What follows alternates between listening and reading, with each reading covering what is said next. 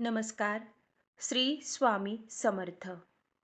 अखंड नाम जप यज्ञ सप्ताहातील आचारसंहिता.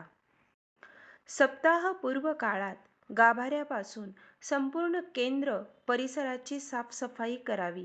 यासाठी विद्यार्थी युवा वर्गास सहभागी करून घ्यावे. परिसर स्वच्छ करण्यासाठी साधारणतः दिवसभराचे नियोजन असावे. सेवेकऱ्यांनी सोबत जेवणाचे डबे आणावेत. दुपारी ठराविक वेळेत मांदियाळी स्वरूपात भोजन करावे. श्री स्वामी समर्थ महाराजांच्या इच्छेत इच्छा मिळवून राहावे व महाराजांना भूषणावह होईल असेच वागावे. प्रहरे करणाऱ्या पुरुष महिला सेवेकऱ्यांची यादी सप्ताहापूर्वीच तयार करावी. सप्ताह कालावधीत संध्याकाळी 6 ते सकाळी 6 पुरुष सेवेकरी प्रहरे करतील, तर सकाळी 6 ते संध्याकाळी 6 पर्यंत महिला सेवेकरी सप्ताह काळात प्रहरे सेवा करतील. रात्री प्रहरांसाठी 72 पुरुष सेवेकरी व सकाळसाठी 72 महिला सेवेकऱ्यांची गरज असते. त्यामुळे प्रहरांचे नियोजन सप्ताह पूर्व काळातच काटेकोरपणे करावे. प्रहरांसाठी सर्व वयोगटातील महिला पुरुष सेवेकऱ्यांना संधी द्यावी.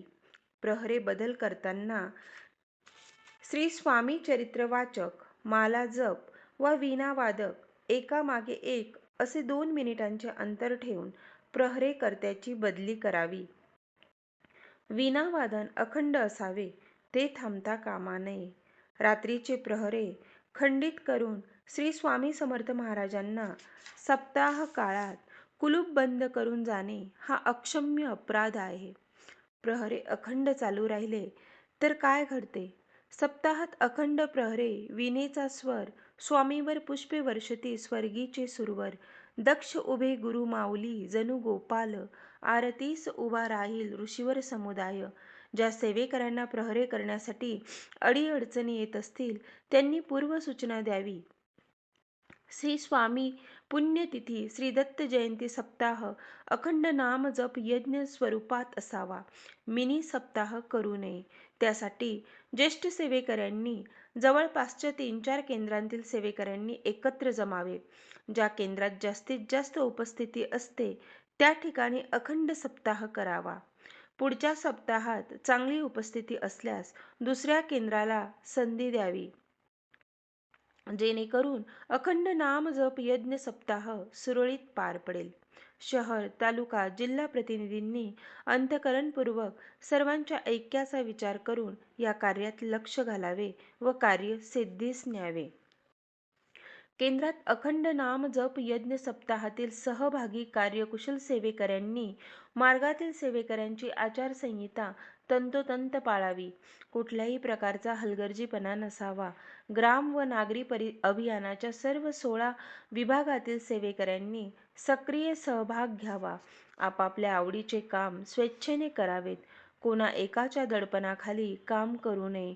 प्रत्येक सेवा केंद्र हे श्री स्वामी समर्थ महाराजांचे आहे असे समजून कार्य करावे.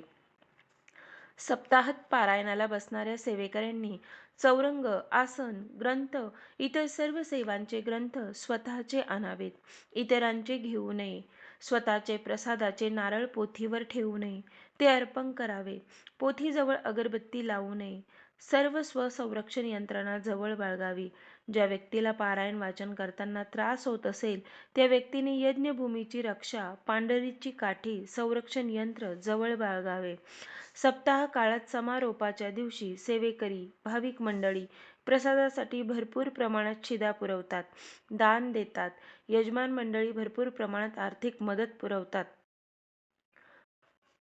त्यावेळी सेवा केंद्रात मोठ्या प्रमाणात भंडारा करून वेळ व पैसा यांचा अपव्यय करू नये. कारण फार मोठ्या प्रमाणात हा प्रसाद बनविण्यासाठी बाहेरील आचारी बोलाविले जातात, जे सेवेकरी असतीलच असे नाही. त्यामुळे त्यांच्या शुचिर्भूततेविषयी शंका असते. त्यांच्या हातचे अन्न आपण स्वामी महाराजांना नैवेद्य म्हणून दिल्यास त्यात पावित्र्यता राहत नाही. त्यावर पर्यायी उपाययोजना अशी की प्रत्येकाने जर स्वतःच्या घरूनच जेवणाचे डबे बनवून आणावेत.